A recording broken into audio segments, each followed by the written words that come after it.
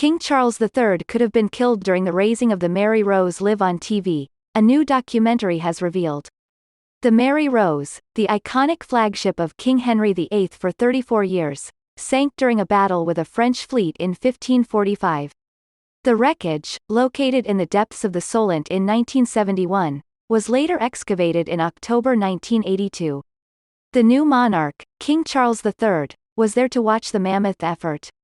But it was there that he narrowly avoided what could have been a tragic accident, a new documentary has claimed.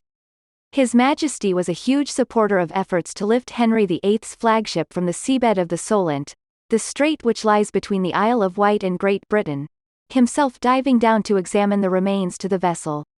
Raising the Mary Rose, The Lost Tapes, the Channel 4 documentary, marks 40 years since the excavation took place. It found that without the then Prince of Wales's input, the £4 million recovery would not have been possible. The documentary revealed Charles encouraged the multi-millionaire owner of Howard Doris, an offshore construction engineering company, to loan the famous floating crane which then typically cost £25,000 to hire, almost £80,000 today. However, it also made a further discovery about the momentous day the Mary Rose was lifted from the seabed. During the mammoth effort on October 11, 1982, part of the enormous Togmore crane, which is Gaelic for big lift, and the barge collapsed near the king.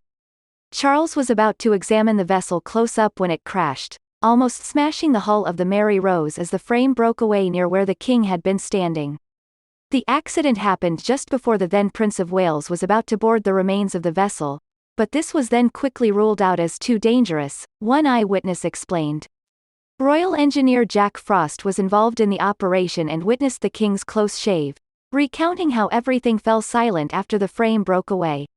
He told the documentary, "You know, the future King of England could have died live on TV, which I think would have changed the whole aspect of the recovery, to be honest. Everything went silent. There wasn't a whisper. No one spoke for what felt like minutes, was probably 10 seconds, but just no one moved." Martin, who worked for Howard Doris and helped build the crane, remembered the moment vividly. In an interview with the Spear website, he said, "I remember when the frame broke the water, and after only about half an hour, there was a loud crack. Everything stopped, and everyone at the office panicked. We immediately thought the crane had failed. But Charles kept a stiff upper lip about the incident, although he had thought it was his fault when he heard the almighty crash. He said, I will never forget the almighty crash as the chains came down and I thought it was my fault. The important thing is to be British and not panic. So, we didn't and all was well." The remnants first went on display 471 years after it sank just 2 kilometers from Portsmouth. The Mary Rose is one of the first examples of a purpose-built sailing warship and was deployed by Henry VIII during wars against France and Scotland for more than 3 decades. Her demise during the Battle of the Solent in 1545 saw the loss of a staggering 500 soldiers and sailors. Just 8 years after its remnants were first discovered in 1971, the Mary Rose Trust was born with Charles as its president. But that's not to say the king did not get his hands dirty. His Majesty dived an impressive 9 times to examine the wreckage between 1974 and 1982.